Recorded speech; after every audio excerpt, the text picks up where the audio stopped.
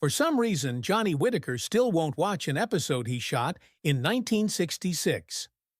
On December 13, 1959, in Van Nuys, California, Johnny Whitaker came into this world as John Orson Whitaker, Jr. Johnny Whitaker, the sixth of 8 children born to Thelma and John O. Whitaker, was a remarkable performer due to his genuine charisma and sincere demeanor in front of the camera. At a time when television was swiftly becoming a cultural force in American households, he captured audiences with his striking red hair, beautiful grin, and irresistible screen presence. He climbed to popularity quickly. Ad agencies took notice of Johnny Whitaker's precocious talent and charisma when he began his professional acting career at the tender age of 3. He began his lengthy association with the entertainment industry with his first employment, which was in a television commercial for a nearby used car store. Whitaker showed a natural comfort with the camera even at a young age, a talent that would eventually bring him considerable fame and fortune. A varied and successful child actor, he became a known face to American audiences through his early work in advertisements. Mattel Toymakers, a prominent toy company at the time, started using Whitaker in national television commercials as his fame increased. He became famous for his charming voice work for Mattel's Animal Yackers toy series, lending his voice to beloved characters such as Larry the Lion and Crackers the Parrot. Quite innovative for their time, these playthings could respond to the pulling of a cable and even make noises. Additionally, the toys were made even more appealing to children by Whitaker's lively and enthusiastic delivery. The advertisements featuring him helped launch the Animal Yacker brand and solidified his position as one of TV's most iconic child actors through his expressive voice work. Beyond advertising and into television drama, Whitaker's blossoming career had progressed by 1965. That year, he earned the part of young Scotty Baldwin on General Hospital, a daytime soap opera. His convincing and emotionally nuanced performance as the character, who would later become an integral component of the soap opera's story, was noteworthy. Whitaker was able to show off his acting chops in a more dramatic setting with this part, demonstrating that he could portray nuanced emotions and hold his own with more seasoned adult actors.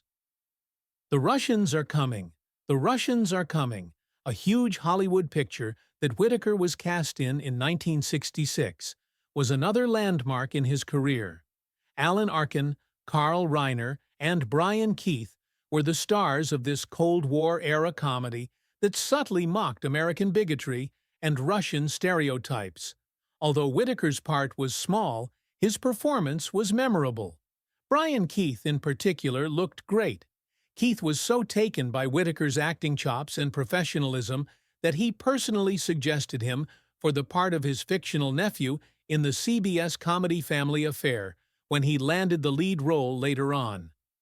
With this endorsement, Whitaker's life would be forever altered, and his place in television history would be cemented.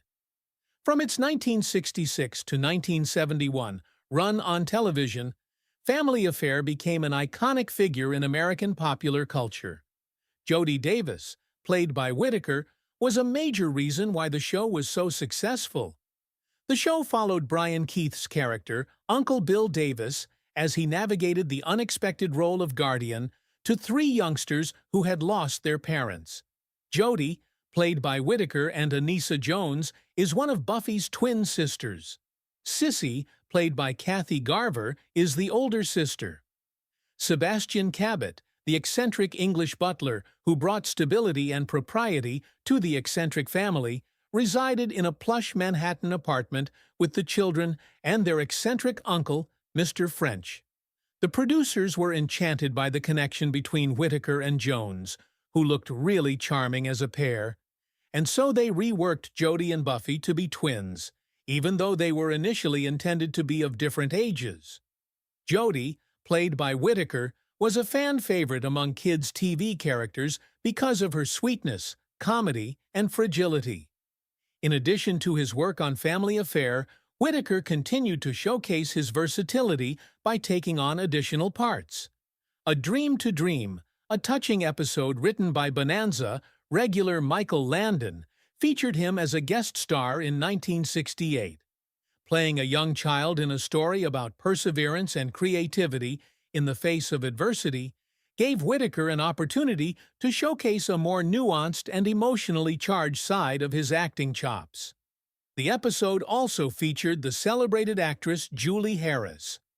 The Littlest Angel was a heartwarming 1969 Hallmark Hall of Fame television special based on the popular children's story, and Whitaker starred in it during breaks from Family Affair.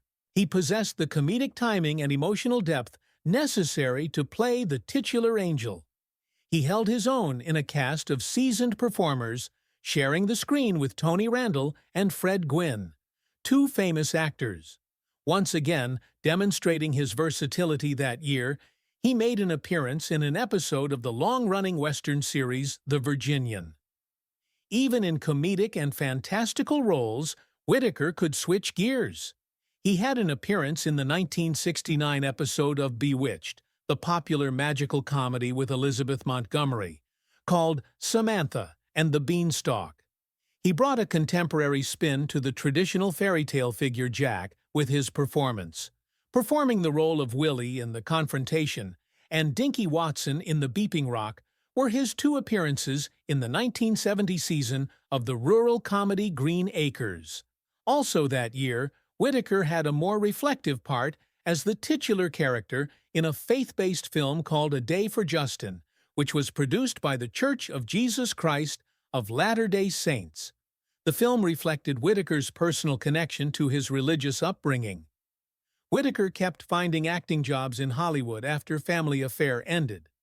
His 1971 appearance in a landmark two-part Gunsmoke episode cemented his status as a talented and seasoned young actor. In 1973, he made the switch to Saturday morning television, starring in the Sid and Marty Krofft production Sigmund and the Sea Monsters.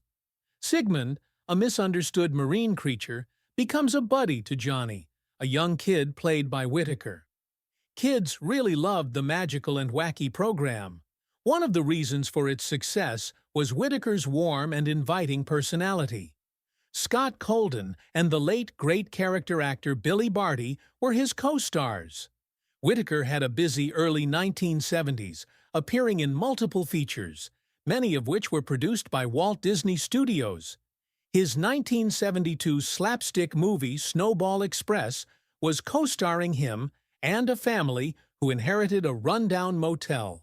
In 1972, he appeared in two films, The Biscuit Eater, a moving tale of a boy and his dog, and Napoleon and Samantha, a romantic comedy co-starring Jodie Foster, who would go on to become a Hollywood legend. His fan base grew even larger thanks to these parts, which also showcased his acting chops. His 1973 performance as Tom Sawyer in the musical version of the Mark Twain classic was one of his most famous roles. His portrayal of the naughty but kind-hearted youngster was highly acclaimed and is now considered a highlight of his acting career. Whitaker started to move into supporting roles as he got older, away from the spotlight. Later, in an appearance with Tom Snyder on The Late Late Show, Whitaker showed off his versatility and intelligence by revealing that he had been a computer consultant for CBS. He joined Whitaker Entertainment, his sister's talent agency, and became involved in the entertainment industry's managerial side as well.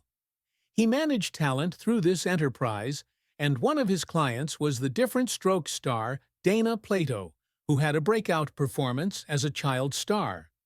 His work with Plato showed that he still cared about other famous kids and could relate to the struggles they endured as children.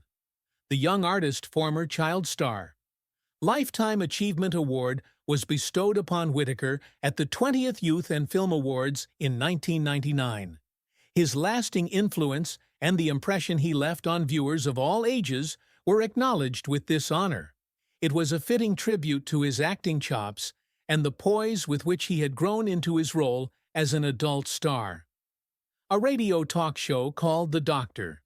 Zod and Johnny's show, which he co-hosted and produced, marked his comeback to the entertainment industry in 2012. The event may have been brief, but it gave Whitaker an opportunity to interact with fans on a more intimate level, displaying his charisma, wit, and knowledge of the Hollywood industry. In 2013, Whitaker made a triumphant return to the stage with an appearance in To Kill a Mockingbird, presented by the Judson Theatre Company. In this critically lauded performance, he appeared as Judge Taylor in a brief scene from Harper Lee's famous novel.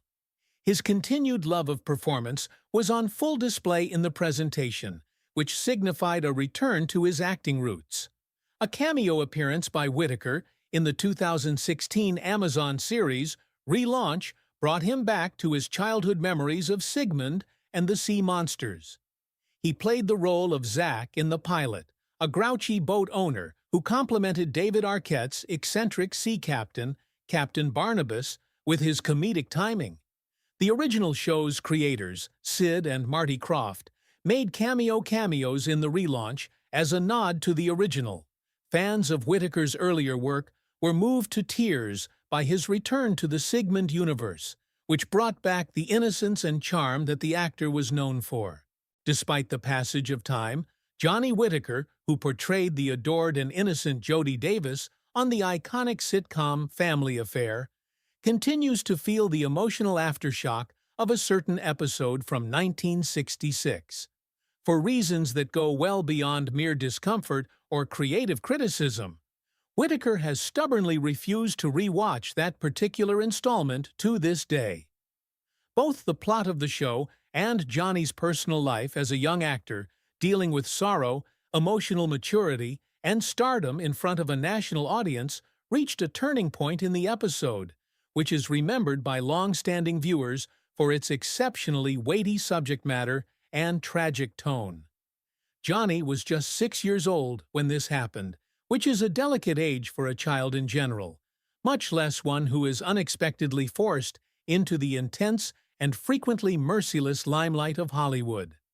Despite Family Affair's reputation for humorous and touching stories, the episode in question, Mrs. Beasley, Where Are You?, was very serious and focused on the children's fears of losing their iconic doll, Mrs. Beasley, which represented their need for stability in the wake of their parents' deaths. Johnny was deeply affected by the plot, even if adults may have found it inane. Later interviews revealed that he reflected the character's latent fears and vulnerabilities in the episode, which he had experienced as a young actor dealing with isolation, doubt, and extreme performance pressure. It was an especially challenging program to film behind the scenes. Acting out sequences that had them confront loss and the precariousness of comfort and security was extremely hard for Whitaker and his on-screen sister, Anissa Jones, who portrayed Buffy. The two had developed an almost familial relationship. Themes in the episode brought back painful memories of the emotional toll and constant strain he had felt as a youngster working under the industry's lofty expectations.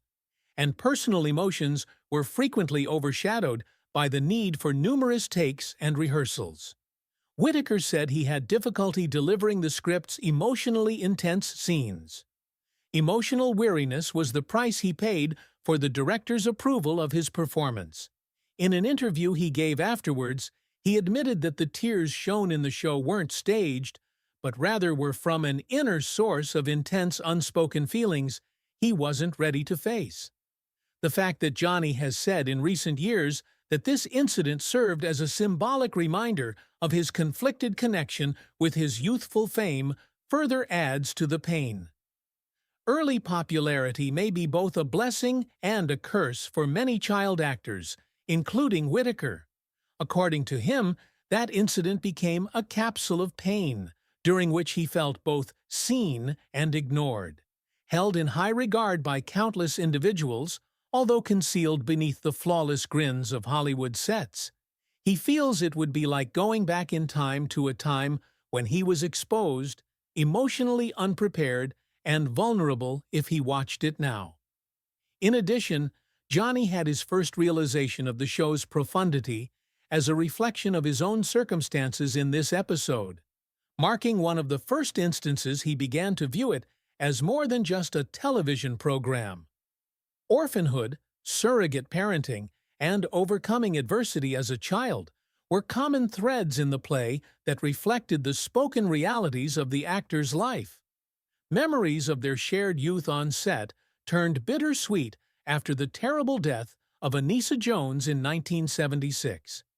For Johnny, it was already difficult to see that show again because of the deeply personal scenes it contained. He has since admitted that the episode, despite its superb acting, would always be associated with the grief he had while writing it and, later, while living through it. Many of Johnny's followers still wonder whether he ever gets around to watching Family Affair repeats. Although he is pleased to honor the show's enduring popularity and appreciative of the impact it had on his early career, he will never forget that particular episode from 1966. He doesn't feel bad about it or regret it. Rather, he sees it as a representation of the unfiltered reality of his childhood vulnerability, which he experienced firsthand, not only in fictional form. Refusing to watch that episode is not a sign of weakness, but a strong act of emotional self-awareness. Johnny Whitaker has had a career full of highs and lows. It shows how difficult it is to be a child star. The most challenging stories aren't often the ones that make it into films, but rather the ones that we hold dear in our hearts and minds.